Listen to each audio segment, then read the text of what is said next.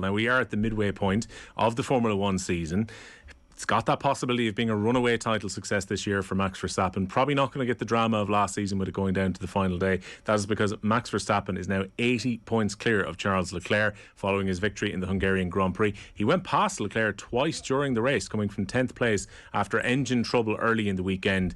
Max Verstappen winning the Hungarian Grand Prix, and he can put the feet up now for the summer break and come back knowing that just some second place finishes in the last 9 races of the season will see him crowned as back-to-back champion. Delighted to say that Shane Hannon is with us. Shane, how are you getting on? How are things, lads? We're going to talk about Vettel as well, announcing his retirement, one of the real stars of the sport of over the last 20 years, and he's going to be replaced by Fernando Alonso next season. But just to ask you about Verstappen first, given the weekend that was in it, remember Lewis Hamilton last year when he had all his issues and went way back in the grid and went on to win, and we were saying that's the type of fighting performance you get from a world champion. For Max Verstappen to have the miserable start to the weekend that he did, the engine trouble on Saturday, and for him to come pretty much in the middle of the grid and win and put himself in such a strong position, where does this rank among the Max Verstappen wins? Yeah, it's a fair point. And like the fact that he started 10th on the grid as well, it highlights, I guess, how dominant Red Bull are. The fact that he can come from 10th, win, and not just win, but win comfortably, let's be honest. I mean, an 8th win in 13 races for Verstappen at this stage, and a 28th victory of his career for Red Bull. But no, you raise a fair point. Like, a lot of Formula One commentators, reporters have been kind of querying where does this rank in terms of his greatest ever wins of those 28. And like Christian Horner was asked it after the race on Sunday, and he said it's right up there. And like the fact that he comes from 10th in the grid, as you said, probably adds to that. I mean, there's an element with Verstappen now, I think, after last year and clinching that title in Abu Dhabi, that the weight is off his shoulders. He's almost this driver now in this second year, the year after winning the title for the first time, kind of can relax in some ways. He knows he's a Formula One world champion. He'll retire as that, but he wanted to see this battle with Ferrari kind of develop a little bit more on Sunday. Probably a track in Budapest as well that maybe in advance of the race he thought might favour the Ferrari cars, but it just didn't happen. And once again, Ferrari's decision making, you'd have to call into question. But that's not to take away from Verstappen's performance, because, yeah, absolutely will. Like, from the moment go, you're thinking, you know, he's doing the kind of warm-up laps, judging the tyres, deciding where they want to go with that. And really, Red Bull's decision-making was top-notch on Sunday, and it's been that way for the last couple of years. So, yeah, I would say it's certainly in his top 3 performances of all time. It's probably his best performance, considering he came from 10th on the grid. Yeah, plenty of criticism from the short term about Ferrari's tactics at the weekend, but they have slipped away from where they were early in the season. There was a genuine feeling 2 or 3 races in that they had the car to potentially give Charles Leclerc the platform for a title contention at least. But now, even though he's still in second place in the championship standings, it feels the Ferrari have really slipped off. Like, if you're a Scuderia Ferrari fan at the moment, you're tearing your hair out, Will, because you look back at, I'm even thinking back this year to Monaco and to Silverstone, and both times you had a pole position for Charles Leclerc, you had a track that seemed to favour them, a car that was clearly in good shape, and yet both times they converted that pole into a 4th position finish. And yes, you can blame the car, and certainly the team principal, Mattia Binotto, queried the car after the race on Sunday and said, look, it's not perfect. Charles Leclerc tried to put a brave face on it after the race on Sunday. He says, look, there's still been big performance improvements from Ferrari this year compared to last, and you can't argue with that. But he admitted himself even that they still have serious problems to fix, because I'm just like, I'm thinking about the performance on Sunday in particular, and like Red Bull before the race were considering the hard tyre and had originally planned to start on it, but obviously Verstappen and co went with the wise decision in the end. Struggled for grip, Verstappen and Perez in the early stages of the race on these soft tyres on the reconnaissance laps, changed their minds. Ferrari, and this is the thing about Formula One, I guess. Sometimes when your direct opponents go with one option, you nearly have to go with the other option in some instances, because you have to differentiate yourself. You have to try and take the risk and maybe see, does the other tyre pay off? Like, the car just wasn't performing well for Ferrari on Sunday. Like, then they chose to cover Verstappen, fit the hard tyres. Leclerc hadn't wanted to as well, and that's the great thing about Formula One, is you get to hear this action over the car radio and the disagreements between driver and team. But that was the turning point. Stopping for the hard was the turning point. They probably should have reacted to what Verstappen and Red Bull were doing and didn't. So yeah, the decision making from Ferrari has certainly contributed to the fact that they're 80 points behind Verstappen in the title race, and it's all but over. Are we getting to the point as well now, Shane, where there's some positive signs for Mercedes, though? George Russell drove pretty well. I was watching qualifying here in the office on Saturday. Obviously, Lewis Hamilton has said, look, they're a little bit off the pace this year, but he's starting to see some encouraging signs as they go into the second half of this season. Yeah, for sure. And like Toto Wolff and Mercedes will be taking a lot of satisfaction from Ferrari's shortcomings in recent races, because it was a terrible July for Ferrari. And as you mentioned, like, we're now at this halfway point in the season. We've got a bit of time until the next race in Spa in Belgium. But from Mercedes' perspective, like a while back, it was looking pretty grim for this season. Hamilton's performances were, as you mentioned, like nowhere near as consistent probably as George Russell. He was Mr. Top 5 for quite some time there. But that pole from Saturday is like, of course they'd have liked to have turned that into a win in Budapest. And let's be honest, it's a track where Hamilton, I think he's had eight wins at Budapest in the past, so he's the most dominant driver at that track. But really, the cars are certainly improving as to where they were, even a month or two ago. So you saw George Russell on Saturday, as you mentioned in qualifying, holding off those Ferraris.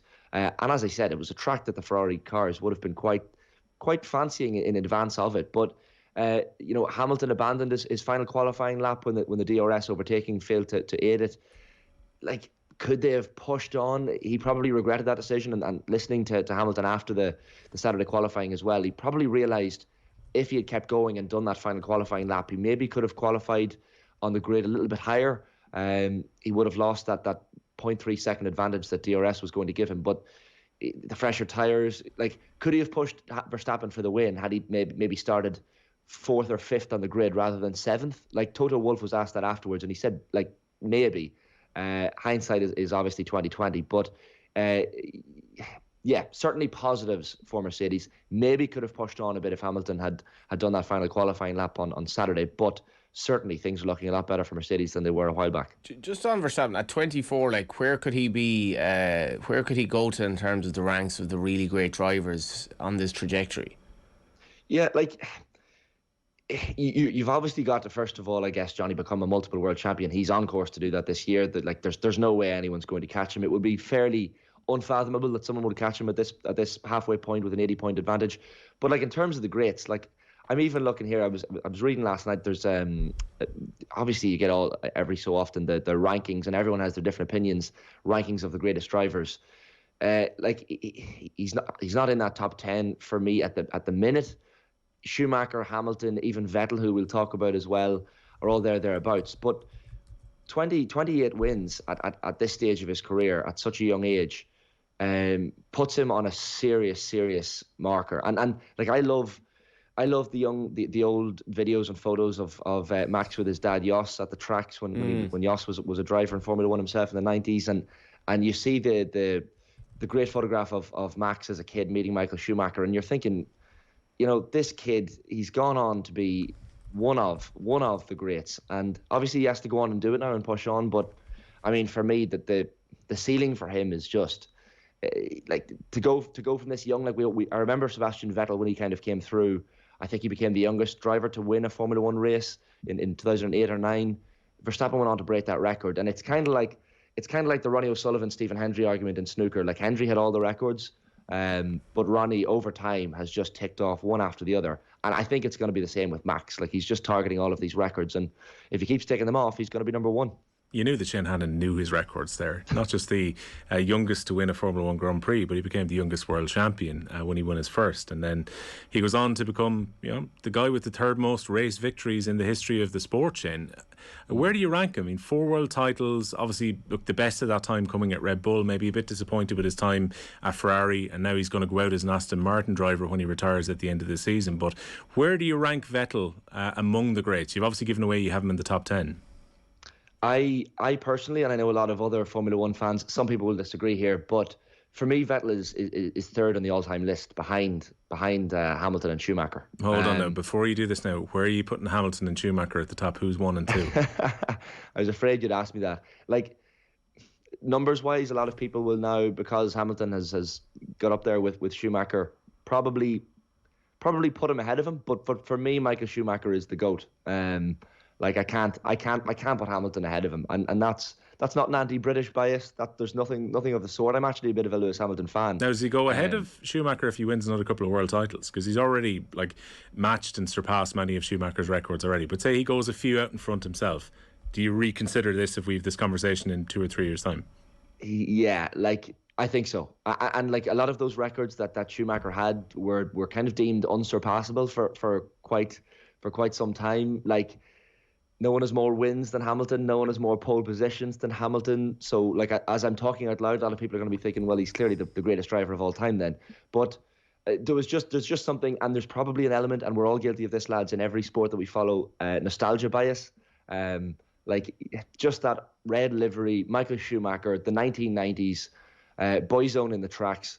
Those were the days. And I even, before Schumacher's terrible skiing accident in 2013, I was big in, as you lads have probably heard before, big into autographs and kind of collecting signatures from people in 2008-9 sort of period.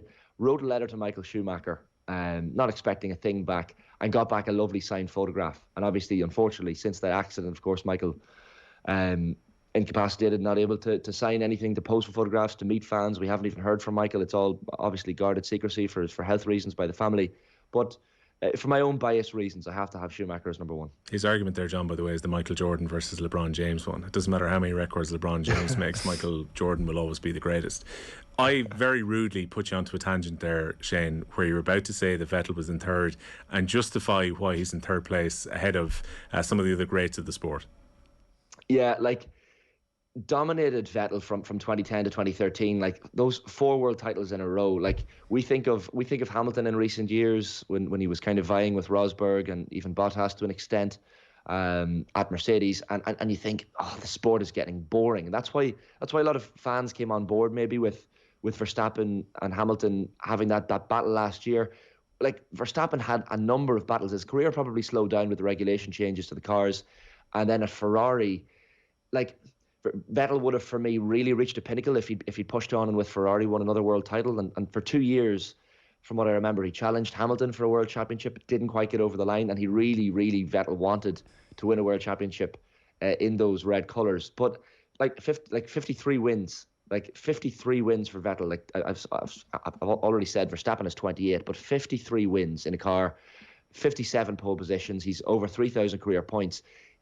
Anyone who says Sebastian Vettel is not an all-time great doesn't care for or know their Formula One. It's hard to believe that he made his debut back in 2007. But those Red Bull years and that Christian Horner love for Sebastian Vettel that you have, and I think, lads, as well, and I know this is something that you talk about a lot, Johnny, as well.